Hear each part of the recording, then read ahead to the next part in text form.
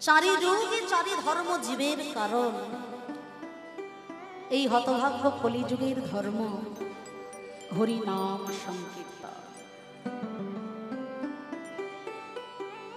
নাম সংকীর্তন যজ্ঞে করে কৃষ্ণ আরাধন, সেই তো সুবিধা পায়। হরিনাম সংকীর্তন রসমাধুরী ছাড়া এই হতভাগ্য জীবের আর কোনো মুক্তির উপায় নাই নাই নাই। যে যুগে আমরা বাস করছি এই যুগের নাম কি গো মায়েরা? কথা বলতে হবে কিন্তু। আর একটা জিনিস দেখছি, এত মায়েদের সমাগম, এত ভক্ত সমাগম, কিন্তু আমি আসার পর থেকে সেরকম উলুধ্বনির শব্দ কিন্তু এখনো পর্যন্ত পাইনি। হবে? এনেছেন তো? তাহলে হবে। যদি বাড়িতে দেখে আসেন তাহলে হবে। এনেছেন সঙ্গে? যাই হোক, এসেছি বেশ অনেকক্ষণ হলো, কিন্তু সেই যে উলুধ্বনির শব্দটা আগের বছর পেয়েছিলাম, এবার কিন্তু সেটা কানে, জানি না আমার কানে কোনো গন্ডগোল হলো কিনা। হলো নাকি? একবার হোক তো দেখিনি। তাই গৌর ব্রহ্মানন্দে হরি হরি।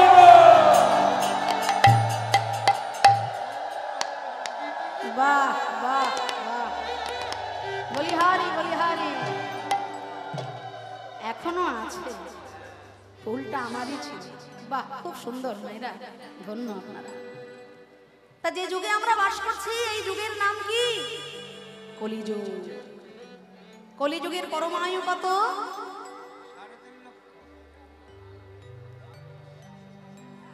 মায়েরা বলুন তো দেখি, কলিযুগের পরমায়ু কত? এই যুগের আয়ু, মানুষের আয়ু নয়, এই যুগটার পরমায়ু কত? 4,32,000 বছর কলিযুগের পরমায়ু। এগুলো মনে রাখতে হবে। তাই 4,32,000 বছর কলিযুগের পরমায়ু। এই সংখ্যাটাকে দ্বিগুণ করলে দাপর যুগের পরমায়ু, 3 গুণ করলে ত্রেতা যুগের পরমায়ু, 4 গুণ করলে সত্য যুগের পরমায়ু। তা আমরা বলি কলির সন্ধ্যা, তাই তো? তাই তো এত অনাচার, এত অবিচার, এত পাপ। তা কলির সন্ধ্যা তো দূরের কথা বাবা, কলির এখনো সকালটাও দেখিনি আমরা। কলির এখনো সকালটাও আমরা দেখিনি, আর এতেই এমন অবস্থা। 4,32,000 বছর যদি কলিযুগের পরমায়ু হয়ে থাকে, তার মধ্যে থেকে মাত্র 5,000 বছর বিগত হয়ে গেছে, তাই তো? 5,000 বছর আগেই তো ভগবান কৃষ্ণ লীলা করেছেন দ্বাপর যুগে। তাহলে 4,32,000 বছরের মধ্যে মাত্র 5,000 বছর কাটিয়ে উঠতে পেরেছি আমরা, আর তাতেই যুগের এমন পরিণতি। ধর্মক্ষেত্র কুরুক্ষেত্র মেদিনীতে যখন যুদ্ধ হচ্ছে ধর্মের সঙ্গে অধর্মের, অধর্মের দলে ভারী, কিন্তু ধর্মের পথে বেশি নেই। তবে জয়লাভ হলো কাদের বাবা? যথা ধর্ম তথা জয়। মহারাজ যুধিষ্ঠির যখন বসলেন রাজ সিংহাসনে, সেই রাজসভায় একজন নবীন সন্ন্যাসী এসেছে। হে মহারাজ,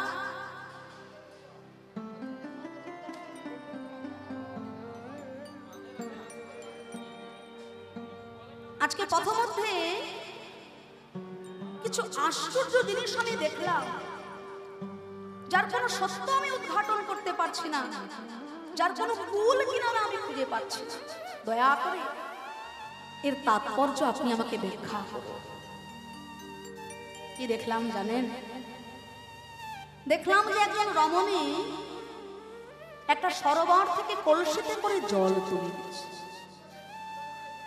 আর তার পাশে রাখা রয়েছে ওই মাপেরই আরো 4টে খালি কলসি। তা একটা কলসিতে জল ভরে ভরে 4টে খালি কলসি জলে পূর্ণ করে দিল, কিন্তু পরক্ষণে ওই 4টে ভরে যাওয়া কলসির জল দিয়ে যখন একটা খালি কলসিকে পূর্ণ করতে যাচ্ছে, দেখা গেল জল পূর্ণ হলো না। আরো দেখলাম বিশাল একটা শস্য ক্ষেত, আর ফসল রক্ষা করার জন্য একটা পুতুলকে দাঁড় করানো হলো জমির মাঝখানে। খড় দিয়ে কি যেন বলে মায়েরা? হ্যাঁ, কাকতাড়ুয়া। ও আমরাও বলি, হয়নি। যাকে দাঁড় করানো হয়েছে ফসলগুলো রক্ষা করার জন্য, সে নিজেই সবার অলক্ষ্যে ফসলগুলোকে বিনষ্ট করে ফেলছে। আর কি দেখলাম জানো? একটা ছোট্ট ছিদ্র পথে প্রকাণ্ড শরীর নিয়ে একটা হাতি চলে যাচ্ছে, কিন্তু হাতির সরু লেজটা যাবার কালে আটকে যাচ্ছে, যেতে পারছে না। এও কি সম্ভব? একটা ছিদ্র ছোট্ট পথে হাতির প্রকাণ্ড শরীর চলে যায়, হাতির সরু লেজ। আর সর্বশেষ যা লক্ষ্য করলাম, একটা বিশাল বড় ভারী পাথর, আর সেই ভারী বিশাল পাথরটাকে একটা সরু সুতো ধীরে ধীরে টেনে নিয়ে পারাপার হয়ে গেল। মহারাজ যুধিষ্ঠির মনে মনে চিন্তা করলেন, আমি বুঝতে পারলাম ধীরে ধীরে দ্বাপরের অন্তে কলির প্রভাব বিস্তার হতে চলেছে। আসন্ন কলিকালে জীবের দশা, যুগের দশা ঠিক এমনটাই হবে। প্রথমে কি দেখেছিলেন মায়েরা বলুন তো? বা এই তো এইরকম মন দিয়ে শুনতে হবে। আমি কিন্তু মাঝে মাঝেই জিজ্ঞাসা করব, তাই মন দিয়ে শুনতে হবে কথা। তাহলে একটা কলসিতে জল ভরে 4টে কলসি পূর্ণ হয়ে গেল, 4টে কলসির ভরা জলে একটা খালি কলসি পূর্ণ হচ্ছে না। আপনারা এদিক ওদিক একটু চোখ ঘোরালেই দেখতে পাবেন, একজন মা, একজন বাবা তার জীবনের যথাসর্বস্বটুকু দিয়ে 4 জন সন্তানকে বড় করে তুলছে, কিন্তু সেই 4 জন সন্তান যখন বড় হয়ে যাচ্ছে, একজন মায়ের, একজন বাবার ভালো মন্দের দায়িত্ব নিতে চাইছে না। এ বলে তুই দেখ, ও বলে তুই দেখ, সে বলে তুই দেখ, আর শেষে ভাগের মা গঙ্গা পায়, তাই তো? আর দ্বিতীয়ত, না যাকে রাখা হলো ফসল রক্ষা করবে বলে, সে নিজেই সবার অলক্ষ্যে ফসলগুলোকে খেয়ে ফেললো, এটা কি উচিত হলো? হবেই।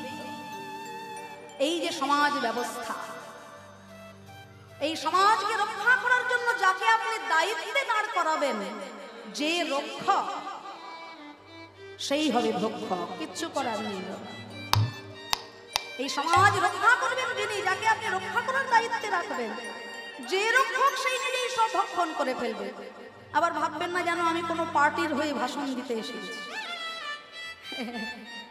আমি কোনো পার্টির লোক নই বাবা। আমাকে যে দল যেখানে কীর্তন করতে ডাকে আমি সেখানেই ছুটে চলে যাই। তবে এটা যুগের হাওয়া, যে লঙ্কায় আসবে সেই রাবণ হয়ে যাবে বাবা, কিচ্ছু করবে। যে রক্ষক সেই হবে রক্ষক। আচ্ছা, তৃতীয়ত কি দেখেছিলেন? ছিদ্র পথে হাতির শরীর চলে গেল, কিন্তু হাতির সরু লেজ যেতে পারছে। এই জগৎ সংসারে যারা অর্থশালী, বিত্তশালী, প্রতিপত্তিশালী, অর্থ বলে, লোক বলে, বাহু বলে, বড় বড় অপরাধ করেও আইনের ফাঁক দিয়ে প্রতিনিয়ত তারা বেরিয়ে চলে যাচ্ছে, তাই তো? কথাটা ভুল কিছু না। সমাজ ব্যবস্থা সবার জন্য তো সমান নয়, ভাগাভাগি আছে। যারা বড় বড় অপরাধ করছে, অর্থ বলে, লোক বলে, বাহু বলে, তারা প্রতিনিয়ত আইনের ফাঁক দিয়ে বেরিয়ে যাচ্ছে, কিন্তু হতভাগ্য দিন দুঃখী যারা, যাদের না আছে অর্থ বল, যাদের না আছে লোক বল, যাদের না আছে বাহু বল,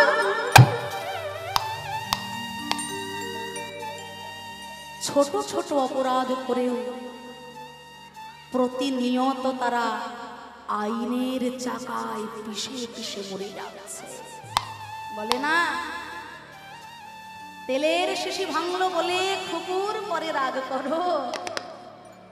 তোমরা যে সব বুড়ো ছেলে সোনার ভারত ভেঙে ভাগ করো, কিন্তু সর্বশেষ কি দেখলাম জানো? একটা বিশাল বড় ভারী পাথর, সেই ভারী পাথরটাকে একটা সরু সুতো টেনে টেনে বয়ে নিয়ে পার হয়ে গেল। এও কি সম্ভব? এও সম্ভব। কেমন ভাবে না, এই যে এতক্ষণ ধরে আমরা এই যে কলির পাপ রাশির কথা বললাম, এই রকম শত শত হাজার হাজার পাপের রাশি কেবলমাত্র হরি নাম সংকীর্তন রূপী সুতার দ্বারা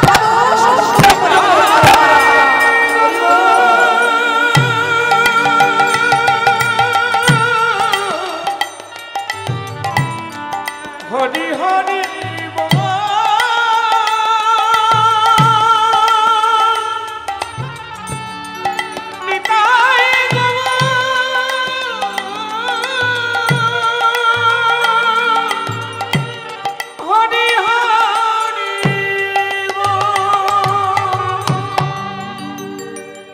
हरे नाम हरे नामैव केवलम कलो नास्ति बनास्ति बनास्ति गतिरन्यथा।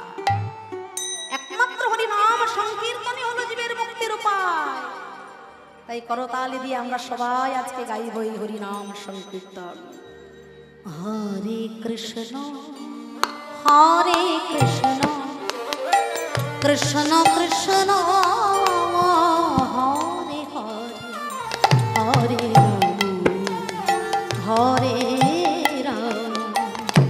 রাম রাম হরে হরে কৃষ্ণ কৃষ্ণ কৃষ্ণ হরে হরে হরে রাম রাম রাম হরে হরে। কি মায়েরা সবাই গাইবেন তো আমার সঙ্গে? হ্যাঁ, একটু জোরে গাইবেন। হ্যাঁ, আর করতালি দিয়ে একসাথে সবাই গাইবেন। আমি একবার বলবো, আপনারা একবার বলবেন প্রাণ ভরে। হরে কৃষ্ণ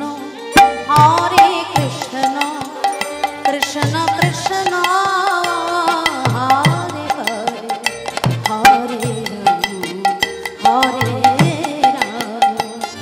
রাম রাম রাম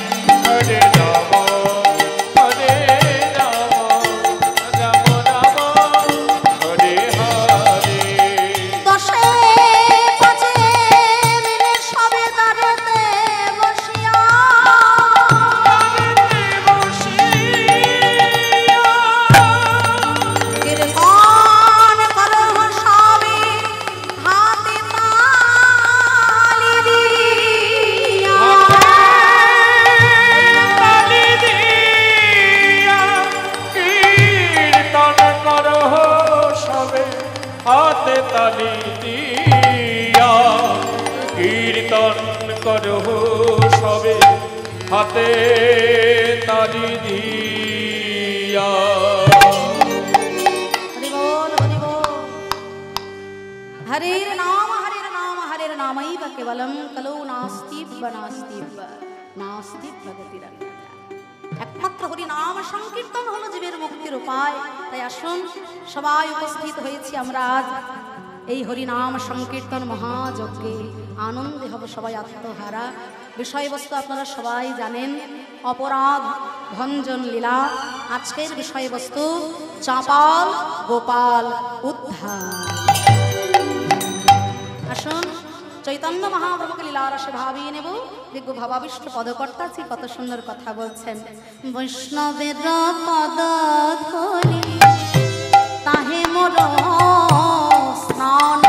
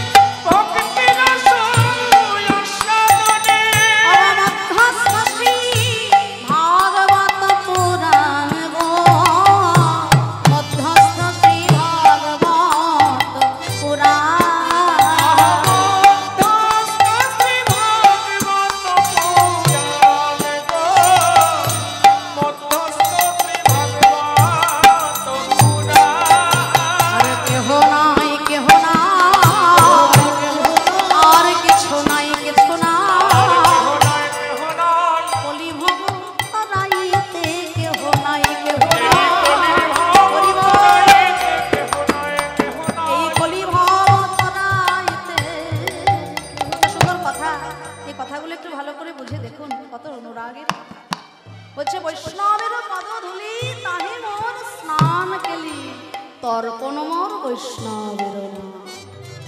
বৈষ্ণবের পদধূলি, ভক্তের পদধূলি, ভক্তের চরণ ধুলা, এই যে কত মহামূল্যবান।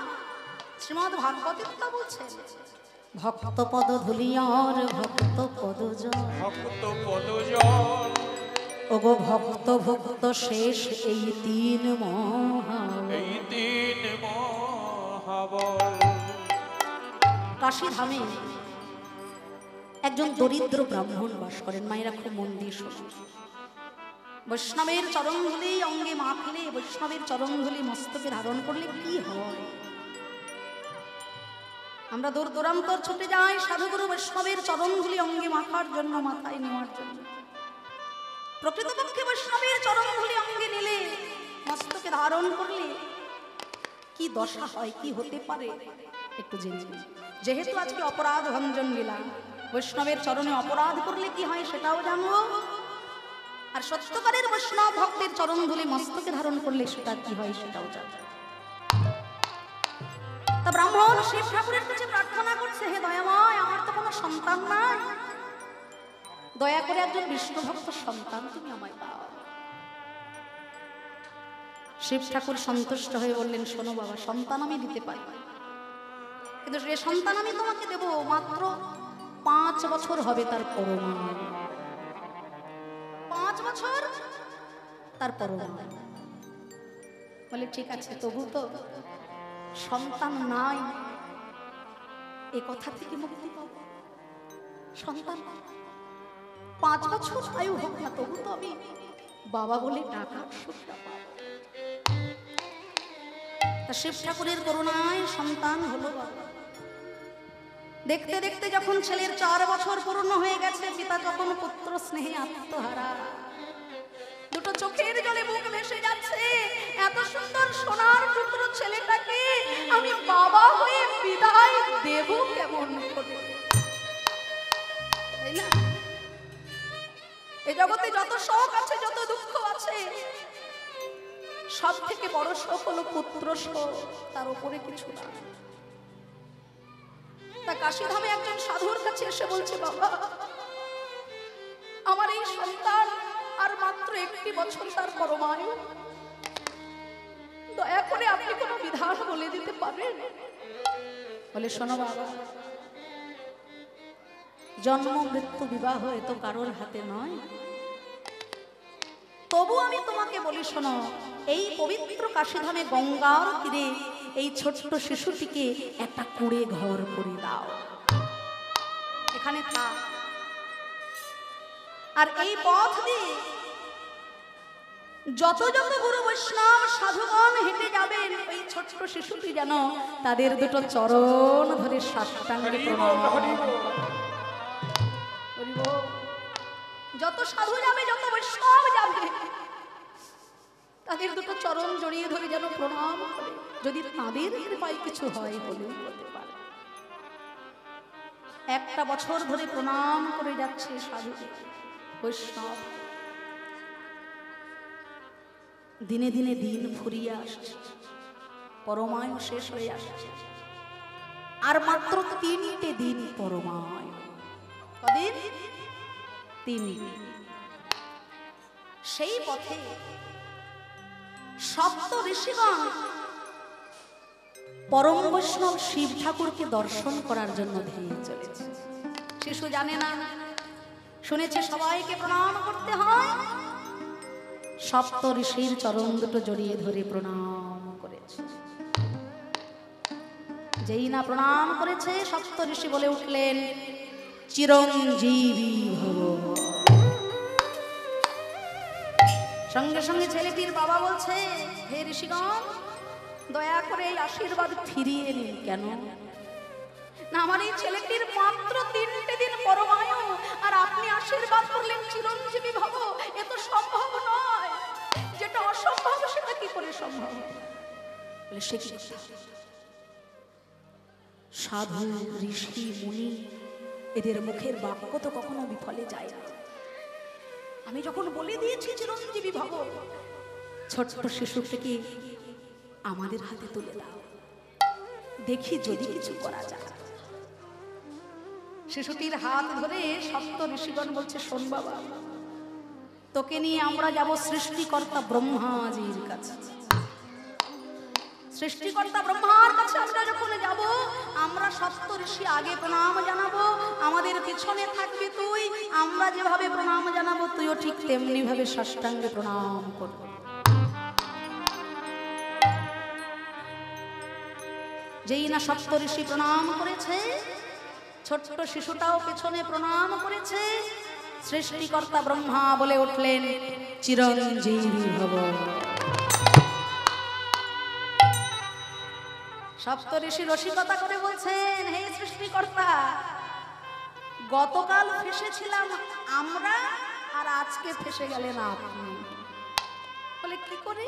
না, এই যে ছেলেটা, এর মাত্র আর 2টো দিন পরমায়ু, আপনি বললেন চিরঞ্জীবী ভব, তাহলে কি করে সম্ভব? বলে, সর্বনাশ, তা তো আমার জানা নেই। বলে, এই আয়ু দিয়েছেন কি? না, দিয়েছেন দেবাদিদেব মহাদেব শিব। বলে, যিনি ঘটিয়েছেন এমন ঘটনা, তার কাছেই যাওয়া যাক। ব্রহ্মাজি শিখিয়ে দিলেন, শোনো বাবা, আমি সবার আগে প্রণাম করব, সপ্ত ঋষি তারপর প্রণাম করবে, শেষে তুই সাষ্টাঙ্গে প্রণাম করবি। পরম বৈষ্ণব শিব ঠাকুরের দর্শন পেয়ে ধীরে ধীরে এইভাবে সবাই যখন প্রণাম করেছে, শিব ঠাকুর আশীর্বাদ করলেন, চিরঞ্জীবী ভব। ব্রহ্মাজি বলে উঠলেন, সর্বনাশ, হে দেবাদিদেব, গতকাল ফেসে গেছিলাম আমি, আর আজকে আপনি আপনার নিজের বলা কথাতেই ফেসে গেলেন। বলে, কিভাবে? না, আপনি এই ছেলেটির পরমায়ু দিয়েছেন মাত্র 5 বছর, আর আজকে আপনি আশীর্বাদ করলেন চিরঞ্জীবী ভব। এখন সকাল, ধীরে ধীরে সন্ধ্যা নামবে, পরমায়ু শেষ হয়ে যাবে, ধীরে ধীরে মৃত্যুর কোলে ঢলে পড়বে ছোট্ট শিশু। বলে তাহলে উপায় কি? বেশ, ছেলেটিকে আমার কাছে রেখে তোমরা চলে যাও, দেখি কিছু করা যায় কিনা। বলে বাপ, করতালি দিয়ে রাম নাম জপ কর, ওই নাম তোকে পারে নারীর দর্শক দেয়া। ধীরে ধীরে সন্ধ্যা নেমে এলো, সময় অনুযায়ী যমরাজ এসে দাঁড়িয়েছেন দুয়ারে। হে দেবাদিদেব, ওকে ছেড়ে দিন, আপনার কাছে আমি যেতে পারছি না, তবে ওর তো পরমায়ু শেষ, ওকে ছেড়ে দিন, ওকে আমার হাতে তুলে দিন, ওর পরমায়ু আজকে এই মুহূর্তে শেষ হয়ে গেছে।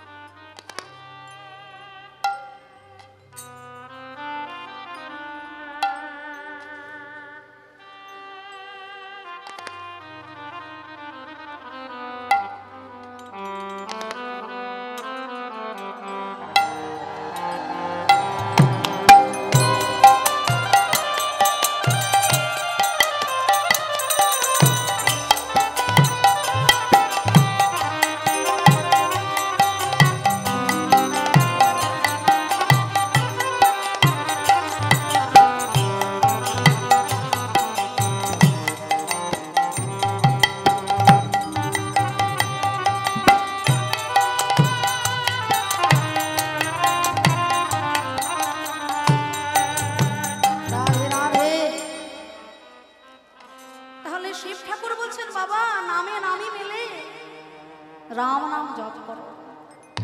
যমরাজ এসে বলছেন, হে দেবাদিদেব, ওকে ছেড়ে দিন, ওর পরমায়ু যে শেষ হতে চলেছে, আপনি আর ওকে ধরে রাখবেন না। শিব ঠাকুর বললেন, শোনো ধর্মরাজ, এই ছেলেটির পরমায়ু কত? বলে আপনি তো দিয়েছেন, আপনি নিজ গুণে কৃপা করে ওকে 5 বছর পরমায়ু দিয়েছে। বলে 5 বছর পরমায়ু দিয়েছি বাবা, কিন্তু সেই 5 বছরটা তোমার হিসেবের 5 বছর নাকি আমার হিসেবের 5 বছর, এটা তুমি জেনে আসবে না? হ্যাঁ, কার হিসেবে 5 বছর? বলে আপনার হিসেবে 5 বছরটা কিরকম শুনবে? আমার হিসেবে 5 বছরটা কিরকম শোনো। সত্য, ত্রেতা, দাপর, কলি 4 যুগ মানি, 4 যুগ মধ্যে 1 দিব্য যুগ গণি, 71 দিব্য যুগে 1 মন্বন্তর, 14 মন্বন্তর ব্রহ্মার দিবস ভিতর। সত্য, ত্রেতা, দাপর, কলি, মায়েরা হিসেবটা বুঝে নিন। সত্য, ত্রেতা, দাপর, কলি এই 4টে যুগকে নিয়ে হয় একটা দিব্য যুগ। চতুর্যুগে একটা দিব্য যুগ, 71 খানা দিব্য যুগে একটা মন্বন্তর, 14টা মন্বন্তর হয় ব্রহ্মার 1 দিবস ভিতর। 14টা মন্বন্তর হচ্ছে ব্রহ্মার 1 দিন 1 রাত। সেই রকম পরমায়ুতে ব্রহ্মা 10 বার মৃত্যুবরণ করবে আর জন্মগ্রহণ করবে, তবে হবে দেবাদিদেব মহাদেবের 1 দিন। নিতাই গৌর ব্রহ্মানন্দে হরি বল। হিসেবটা বুঝতে পারছেন? ব্রহ্মার পরমায়ুতে ব্রহ্মা 10 বার মৃত্যুবরণ করবে, 10 বার জন্মগ্রহণ করবে, তবে হবে শিব ঠাকুরের 1 দিন। আর সেই 1 দিনের আয়ুতে 5 বছর পরমায়ু দিয়েছি আমি তোমার। এটা কোনো গল্প কথা নয়। সেই দেবাদিদেব মহাদেবের বর প্রাপ্ত শিশুটি 1 দিন হয়েছিলেন মারকণ্ডেয় ঋষি। বলে দেখো, বৈষ্ণবের চরণ ধুলি যদি ভক্তি সহ চিত্তে একবার মস্তকে নেওয়া যায়, বৈষ্ণবের চরণ ধুলি মাথায় নিলে কেমন কৃপা পাওয়া যায়। আহা বৈষ্ণবের পদ তাহে মোর স্নান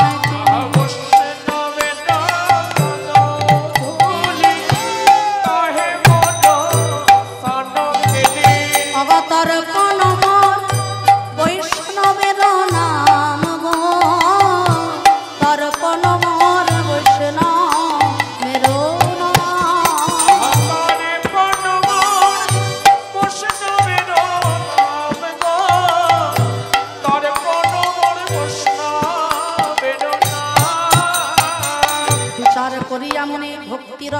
প্রসাদনে মধ্যস্থ শ্রী ভগবত পুরাণ। এ তো গেল বৈষ্ণবের চরণধুলি। আর কি বলছে? বৈষ্ণবের উচ্ছিষ্ট তাহে মন